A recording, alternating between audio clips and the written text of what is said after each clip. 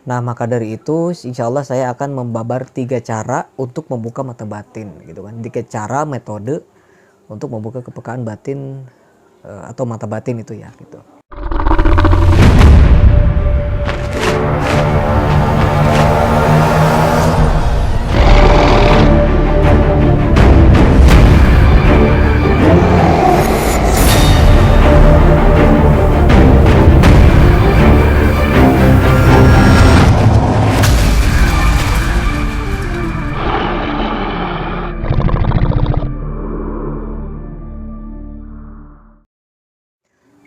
Assalamualaikum warahmatullahi wabarakatuh. Ketemu lagi dengan saya Ki Bagus Purwas. Salam spiritual. Jadi insya Allah pada kesempatan kali ini saya kembali lagi hadir untuk menemani sedulur semua. Seperti biasa ya, konten-konten kita itu selalu membahas tentang dunia spiritual, dunia supranatural, dunia ilmu kegoiban, dan dunia ilmu hikmah dan perkhodaman gitu ya. Jadi insya Allah yang akan kita bahas kali ini adalah mata batin ya. Mata batin. Seberapa penting sih mata batin itu? Kenapa saya harus membahas mata batin lagi? Padahal sudah sangat banyak sekali mata batin yang sudah saya bahas. Sangat banyak sekali. Jadi seperti yang sering saya bilang, pembahasan tentang mata batin itu nggak ada habisnya, nggak ada ujungnya. Ilmunya Gusti Allah itu di dunia ini sangat banyak sekali. Kalau kita pernah mendengar kalau misalnya ilmunya Gusti Allah itu ditulis menggunakan tinta di lautan itu tidak akan habis gitu kan. Jadi sangat luas sekali pemahaman, pengetahuan gitu kan. Terutama di soal mata batin ini gitu. Pembelajaran tentang mata batin ini sangat luas juga gitu kan. Satu di sini saja. Baiklah, mungkin sedulur ya ada sajalah, pasti ada saja sedulur yang sudah melakukan berbagai cara, melakukan berbagai metode, melakukan berbagai teknik untuk membuka mata batin, untuk berusaha ingin membuka mata batin tapi belum juga terbuka gitu kan. Pasti ada saja. Karena ada bukan beberapa sih. Jadi ada banyak juga korban-korban penipuan gitu kan. Dari para dukun abal-abal gitu yang bisa ngebukain mata batin gitu kan secara instan, 1 hari langsung bisa melihat goib, ternyata ditipu gitu.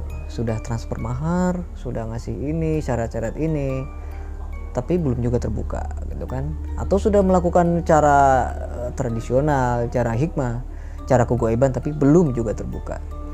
Tidak ada salahnya kita terus mencoba, karena kita tidak tahu cara yang mana yang akan berhasil gitu kan. Kita nggak tahu. Itu kan bisa jadi karena memang caranya yang nggak cocok buat kita, nggak pas buat kita. Atau bisa jadi ya tinggal menunggu waktu gitu kan.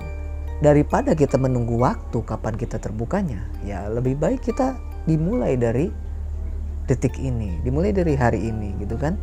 Jadi nggak perlu menunggu. Kadang kan ada ya gitu, yang kamu katanya, kamu terbukanya mata batin umur 30, sedangkan orangnya baru umur 20 tahun gitu. Apakah kita harus menunggu selama 10 tahun gitu kan? Ya nggak begitu juga gitu. Tetap kalau kita mau berusaha gitu, kita mau berusaha, minimal ada jarak yang kita tempuh, kita perdekat jaraknya.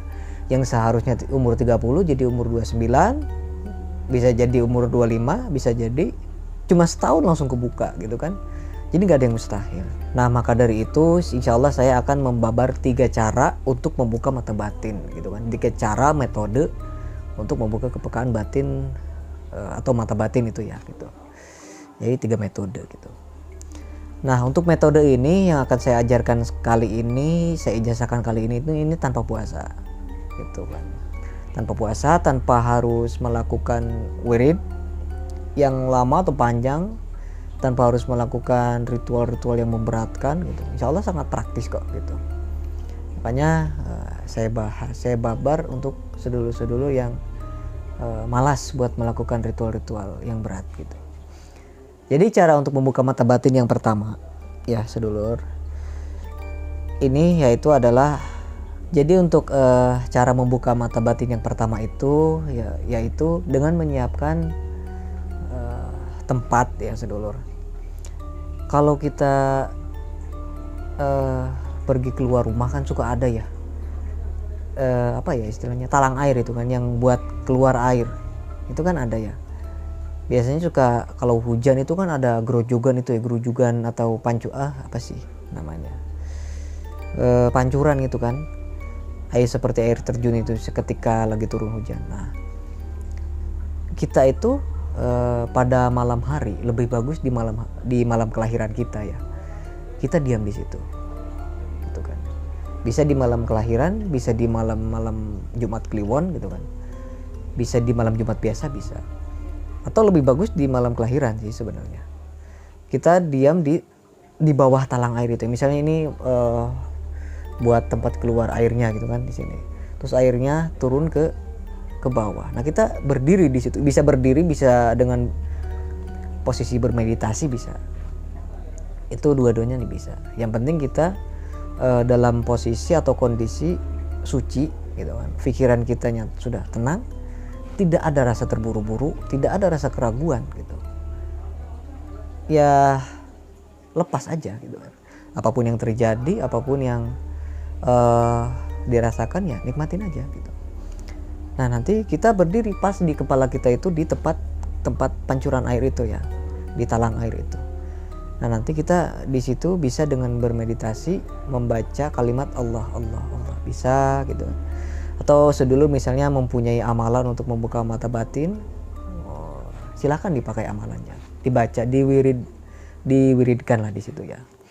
Atau misalnya mau menggunakan tasbih, diwiridkan terus menerus dengan mata terpejam, atau dengan posisi apa ya, seperti orang yang sedang bermeditasi lah gitu ya, jadi mata terpejam, punggungnya lurus tegak gitu. Tapi tidak begitu tegang gitu, santai saja di situ.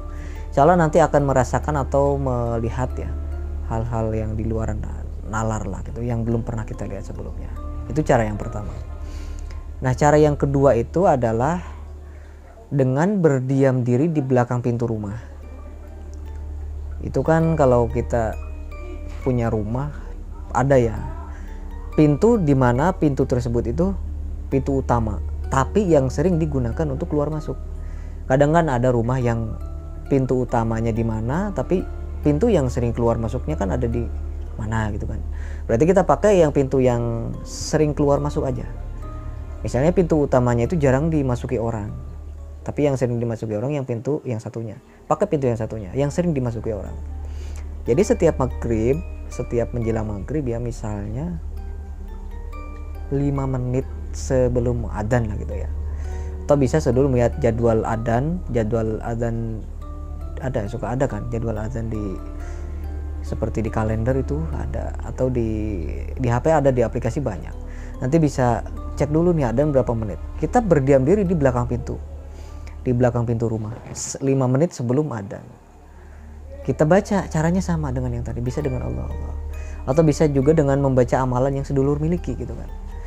Dengan posisi seperti itu, sedulur berdiam diri di belakang pintu sambil posisi kaki sedulur itu dijinjitkan gitu ya. Itu bisa sambil memegang pintu, bisa sambil memegang menyandar di tembok, itu bisa. Ini sambil jinjit lah gitu. Bisa dengan mata terpejam atau bisa juga dengan mata terbuka. Tapi kan ada yang memang, kalau ada yang memang ketika matanya dibuka itu kurang fokus katanya, ya nggak apa-apa, ditutupin aja. Insya Allah nanti akan merasakan hal-hal yang di luar nalar, hal-hal yang tidak kita rasakan sebelumnya gitu. Itu cara yang kedua. Nah sedangkan cara yang terakhir ini saya tidak menjamin ya bisa langsung terbuka, bisa melihat penampakan atau belum. Jadi cara ini bisa kita lakukan 1 kali. Tapi kalau misalnya 1 kali belum juga ada perubahan, ya kita lakukan lagi 2 kali, 3 kali dan seterusnya. Yaitu dengan menyiapkan empedu ya, empedu ayam cemani gitu. Itu empedu ayam cemani. Caranya bagaimana? Kalau misalnya ada orang yang jual ayam cemani atau yang beli ayam cemani, kita beli aja empedunya gitu kan. Kita ambil empedunya saja. Kita minta lah gitu. Jadi kalau udah kita jemur di bawah terik sinar matahari boleh dari pagi sampai sore ya, saat panas-panasnya lah, saat panas-panasnya matahari gitu. Nanti kita lihat nih sore, oh udah kering belum nih, oh ternyata masih ada dalamnya masih basah, kita jemur lagi. Itu mau 2 hari, mau 3 hari, mau seminggu itu nggak apa-apa, yang penting sudah kering. Kalau misalnya udah kering si empedu ayam cemaninya itu, sedulur boleh dengan di blender, ditumbuk juga bisa. Itu dibikin lembut lah intinya. Dibikin seperti tepung gitu ya. Bikin seperti tepung. Nanti ya seperti biasa, sedulur bisa memakai kalimat Allah tadi, ataupun dengan membaca amalan yang sedulur miliki. Itu nanti dibikin celak. Jadi dibikin apa sih, kayak wanita itu kan nanti empedu ayam cemani yang sudah bubuk itu kita tempelin ke mata kita ini, sini, di sini ya, sini, di bawah mata ini, di bawah mata ya di sini. Ini apa sih kalau cewek itu dibikin apa sih? Yang nggak tahu namanya. Ini dibikin seperti itu.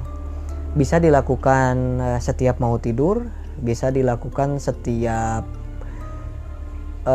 habis isya ya, istilahnya menjelang malam lah gitu, menjelang malam atau mau tidur, itu bisa. Jadi insya Allah kalau sedulur melakukan cara ini sering ya, sesering mungkin gitu, insya Allah akan merasakan gitu sesuatu hal yang berbeda di luar nalar yang biasanya kita tidak rasakan sebelumnya. Nah itu cara yang ketiga ya. Nah sedulur bisa menggunakan cara yang pertama, yang kedua, atau ketiga, atau semuanya. Tapi saran saya sebaiknya digunakan dulu satu cara dulu. Satu cara misalnya kita gunakan. Misalnya 1 minggu aja dulu. Misalnya mau yang di bawah talang air tadi dilakukan aja dulu 1 minggu. 7 malam gitu kan. Jangan bolong dulu 7 malam itu. Nah, kalau sudah 7 malam, oh ternyata di malam ke-5 saya sudah merasakan misalnya. Merasakan apa ya, saya nggak akan memberitahu pada sedulur gitu kan ya, intinya sesuatu pengalaman yang di luar nalar lah gitu, yang tidak biasa kita rasakan, yang tidak biasa kita lihat begitu. Nanti biar sedulur sendiri yang melakukannya, dan silakan komentar aja di bawah. Nanti jangan sampai baru sekali coba, baru 2 kali coba udah komentar, saya nggak lihat apa-apa ki bagus, saya nggak ngerasain apa-apa. Sebaiknya dilakukan dulu 7 hari gitu kan. Itu baik cara yang pertama, baik cara yang kedua, ataupun cara yang ketiga gitu. Kalau sudah 7 hari nggak merasakan apa-apa, nggak ngelihat apa-apa, baru komen gitu kan. Boleh ditanya di kolom komentar. Insya Allah setiap pertanyaan yang sedulur tanyakan di kolom komentar akan selalu kami jawab gitu kan. Karena alhamdulillah untuk saat ini ada admin ya, ada 2 admin di padepokan saya yang saya tugaskan setiap hari mengurus konten saya. Insya Allah akan mereka jawab semuanya gitu kan. Dan nanti mereka juga akan menyampaikan kepada saya pertanyaan-pertanyaan dari sedulur, terus pengalaman sedulur ketika menggunakan cara ini begitu ya. Nah mungkin cukup sekian dulu untuk pembahasan pengijazahan, pemahaman, pembelajaran hari ini ya gitu. Semoga bermanfaat buat semuanya ya, setidaknya ada pembelajaran baru lagi ya, jadi nggak ada habisnya lah pembelajaran mengenai mata batin. Baiklah, saya Ki Bagus Purwas. Assalamualaikum warahmatullahi wabarakatuh.